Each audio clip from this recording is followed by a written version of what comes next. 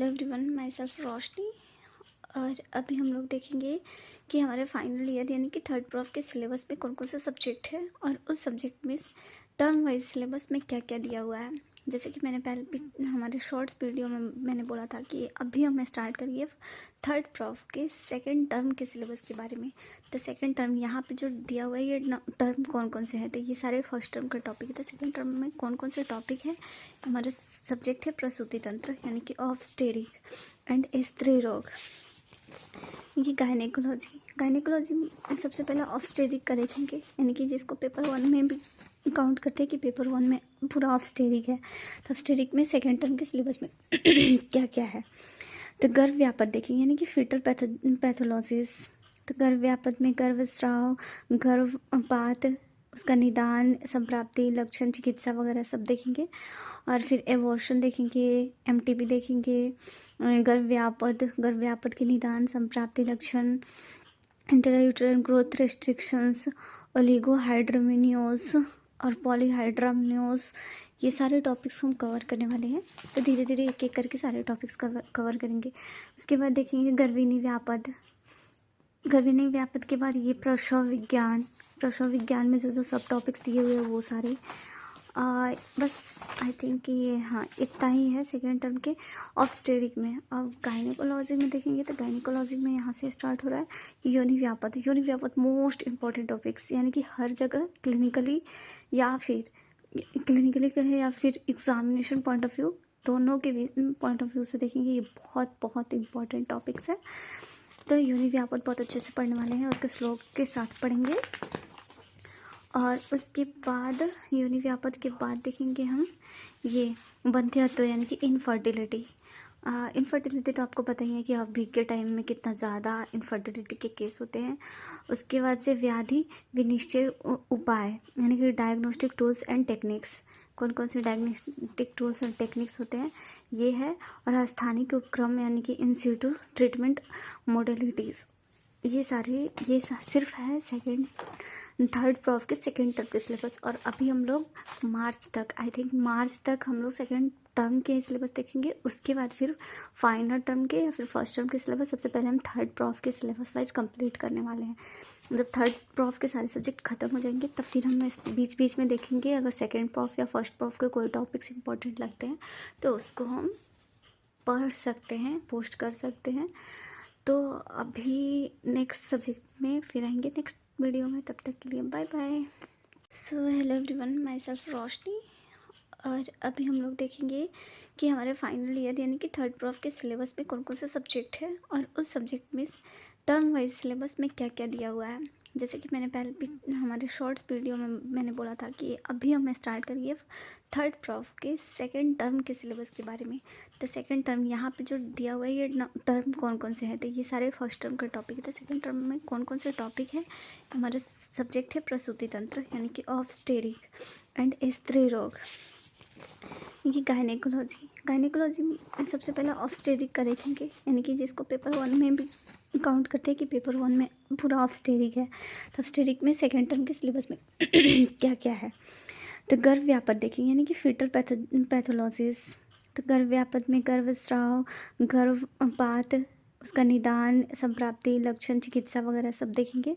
और फिर एबॉर्शन देखेंगे, एमटीबी देखेंगे, गर्भ व्यापत के निदान, संप्राप्ति, लक्षण, इंट्रायूटेरल ग्रोथ रेस्ट्रिक्शंस, ओलिगोहाइड्रोमिनियोस और पॉलीहाइड्रामिनियोस, ये सारे टॉपिक्स हम कवर करने वाले हैं।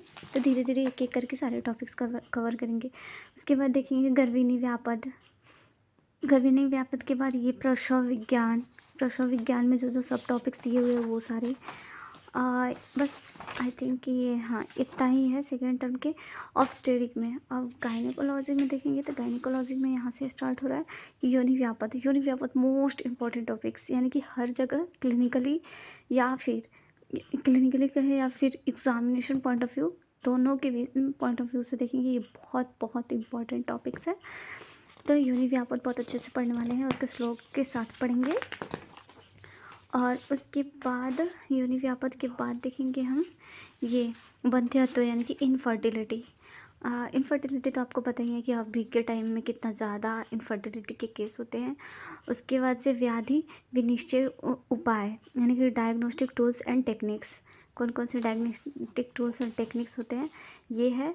और स्थानिक उपक्रम यानी कि इन सिटू ट्रीटमेंट मोडेलिटीज़, ये सिर्फ है सेकेंड थर्ड प्रॉफ के सेकेंड टर्म के सिलेबस। और अभी हम लोग मार्च तक, आई थिंक मार्च तक हम लोग सेकेंड टर्म के सिलेबस देखेंगे। उसके बाद फिर फाइनल टर्म के या फिर फर्स्ट टर्म के सिलेबस सबसे पहले हम थर्ड प्रॉफ के सिलेबस वाइज कंप्लीट करने वाले हैं।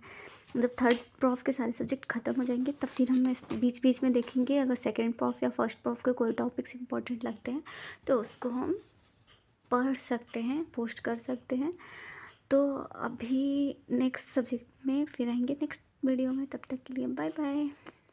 हेलो एवरीवन, अभी माई सेल्फ रोशनी, और अभी हम लोग स्टार्ट करेंगे हमारा ENT एंड एप्थेल्मोलॉजी।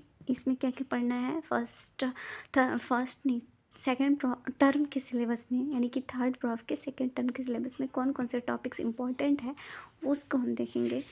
तो इसमें हम देखेंगे वर्णगत रोग 3, यानी कि वर्णगत रोग 3 में कौन कौन से टॉपिक है।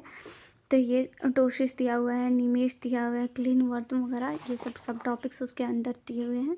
भेदन कर्म, उसमें कौन कौन से भेदन कर्म लेखन कर्म है। फिर शुक्लगत रोग देखेंगे, शुक्लगत रोग में अप्लाइड एनाटॉमी ऑफ स्क्लेरा वगैरह देखेंगे। उसके बाद से छेदन कर्म, उसमें कैसे करते हैं, अग्निकर्म, क्षार कर्म, और फिर कृष्णगत रोग, यानी कि अगर हम इसके अकॉर्डिंग देखेंगे तो वर्तगत रोग को पढ़ना है, शुक्लगत रोग को पढ़ना है और कृष्णगत रोग को। ये हमारे सेकेंड टर्म के सिलेबस है। और उसके बाद से द्रव्य यूज्ड इन नेत्र चिकित्सा, कौन कौन से द्रव्य यूज़ करते हैं नेत्र चिकित्सा में, आई डोनेशन और सर्वांगत रोग भी पढ़ना है। यहाँ तक हमारा सेकेंड टर्म के सिलेबस दिया हुआ है ऑप्थेल्मोलॉजी का।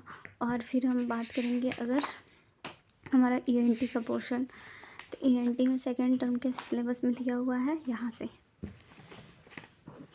ये जो टॉपिक दिया हुआ है, कपालगत रोग, उसके बाद कर्ण क्रिया शरीर एवं श्रवण इंद्रिय, और कर्ण बाधिर, कर्णनाद एवं श्वेद, और उसके बाद से कर्ण स्त्राव, पूतिकर्ण, ये सारे कर्ण रोग में आते हैं। जैसे कर्ण रोग हम जब पढ़ेंगे ना तो उसी के अंतर्गत ये सारे आते हैं, तो उसको हम देखेंगे। उसके बाद राइनाइटिस देखेंगे और दिप्तादि नासा रोग देखेंगे।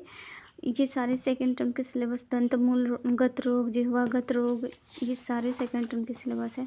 तो हम सेकेंड टर्म के सिलेबस 1 मंथ में ऑल सब्जेक्ट पढ़ने वाले हैं। तो आप लोग बने रहें, देखते हैं कैसे क्या कंप्लीट होता है।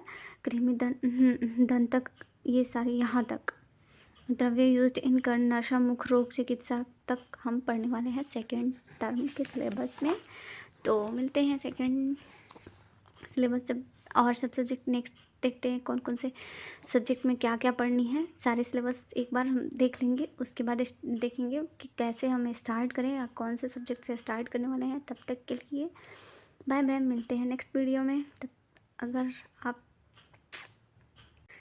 हेलो एवरीवन, अभी हम लोग स्टार्ट करने वाले हैं काय चिकित्सा के सिलेबस वाइज सेकेंड टर्म में कौन कौन से टॉपिक्स दिए हुए हैं उसको देखेंगे। सेकेंड टर्म में कौन कौन से टॉपिक्स हैं, तो हमें पता है कि काय चिकित्सा के 3 पेपर होने वाले हैं। फाइनल में 3 पेपर होंगे, टर्मिनल में तो एक ही पेपर होते हैं, लेकिन फाइनल में 3 पेपर होने वाले हैं। तो फर्स्ट पेपर में फर्स्ट पेपर का क्या सिलेबस पढ़ना है सेकेंड टर्म में, सेकेंड पेपर का ऐसे हम देखेंगे। तो फर्स्ट पेपर का हमें यहाँ से स्टार्ट करें, चिकित्सा ऑफ रस प्रदोषक विकार, यानी कि रस व स्रोतस का जो भी विकार है, जैसे पांडु रोग, इसका मॉडर्न और आयुर्वेद दोनों पढ़ेंगे। पांडु रोग, हेमेटोपोइटिक डिजीज़ यानी कि रक्त अल्पता, ये सारे हम देखेंगे सब टॉपिक्स एक एक करके, हृदय रोग वगैरह सब कुछ। उसके बाद से चिकित्सा ऑफ रक्त प्रदोषक, अब रक्त प्रदोषक विकार देखेंगे। उसके बाद रस प्रदोषक विकार, फिर रक्त प्रदोषक रक्त व स्रोतस के विकार जो होते हैं वो देखेंगे। रक्त व स्रोतस के विकार में ही आता है ये सारे। उसके बाद से इसके सब टॉपिक्स हो गए, यहीं तक हम देखेंगे। 2 देखेंगे, रस्व और रक्तवा। उसके बाद सेकेंड पेपर में कौन कौन से टॉपिक है, तो सेकेंड पेपर में हमारा चिकित्सा ऑफ अस्थि मज्जा प्रदोषक विकार है। अस्थि मज्जा है, और ये प्राणवायु स्रोतस, यानी कि 2 स्रोतस हमारे सेकेंड टर्म के सिलेबस में है, सेकेंड पेपर के सिलेबस में है, और थर्ड पेपर के सिलेबस में ये दिया हुआ है चिकित्सा ऑफ मनोवा स्रोतस। बहुत इंटरेस्टिंग है आप, चिकित्सा ऑफ मनोवा स्रोतस। और ये अंतःस्रावी ग्रंथि व्याधि, चिकित्सा ऑफ अंतःस्रावी ग्रंथि व्याधि, अंतःस्रावी ग्रंथि व्याधि आई थिंक कि ये एंडोक्राइन ग्लैंड की बात कर रहा है, जैसे ऑटो ग्रंथि यानी कि थायराइड डिसऑर्डर यानी थायराइड ग्लैंड, ये पढ़ेंगे। उसके बाद हमारा चिकित्सा ऑफ व्याधि क्षमता, व्याधि क्षमता बहुत इंपॉर्टेंट टॉपिक है, ये भी हम लोग बहुत अच्छे से देखेंगे, जो आई थिंक 5 नंबर में आना चाहिए। तो मिलते हैं नेक्स्ट वीडियो में नेक्स्ट सिलेबस के साथ, तब तक के लिए बाय बाय। और वही बोलेंगे, अगर आपको फॉलो करना है, सब्सक्राइब करना है, सॉरी फॉलो तो नहीं, सब्सक्राइब करना चाहते तो कर सकते हैं। Bye bye.